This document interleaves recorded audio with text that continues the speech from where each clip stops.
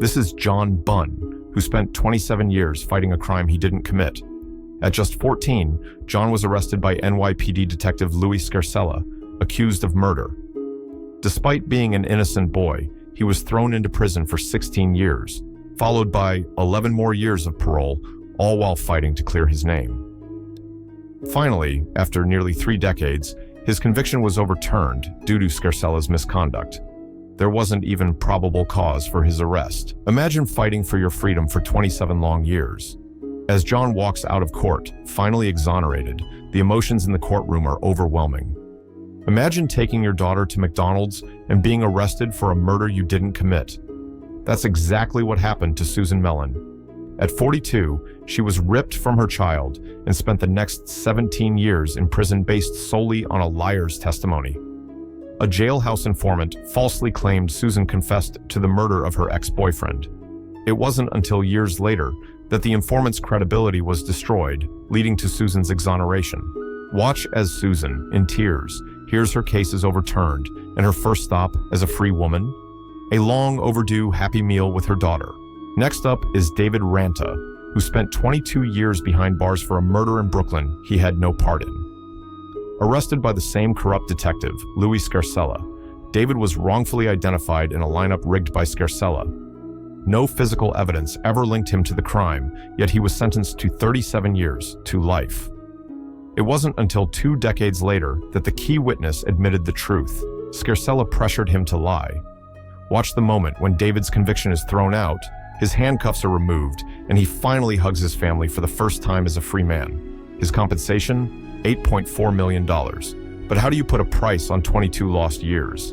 Luis Vargas was just 29 when he was sentenced to 55 years for crimes he didn't commit. Let me repeat that again. Yes, he was sentenced to 55 years for crimes he didn't commit. Accused of 3 sexual assaults in Los Angeles, he was convicted based on vague similarities between the attacks.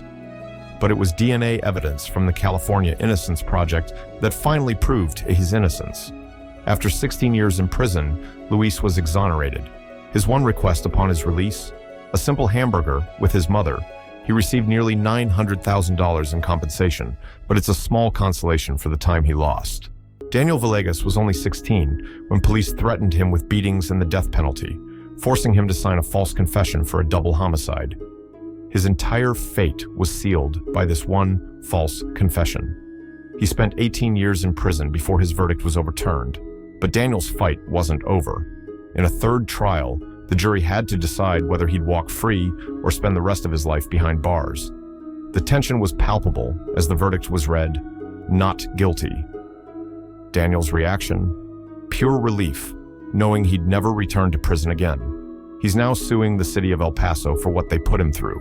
At just 18, KIRSTIN LOBATO was convicted of the brutal murder of a homeless man in Las Vegas, despite being miles away with her family when the crime occurred.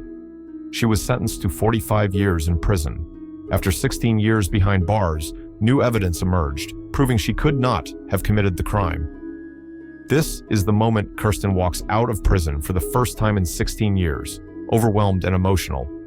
Her fight isn't over, though. She's now suing the Las Vegas Police Department for the injustice she suffered. Losing 39 years of your life because of a lie? That sounds like a nightmare. Ricky Jackson knows that nightmare all too well. At 18, he was convicted of a murder he didn't commit, based solely on the testimony of a 12-year-old boy who later admitted he was coerced by police. Ricky was sentenced to die in the electric chair, but after 2 years, his sentence was commuted to life in prison. Nearly 4 decades later, the truth came out, and Ricky was finally exonerated. Watch as he steps outside for the first time as a free man after 39 years. His compensation? $3.65 million, but can you really put a price on a stolen lifetime?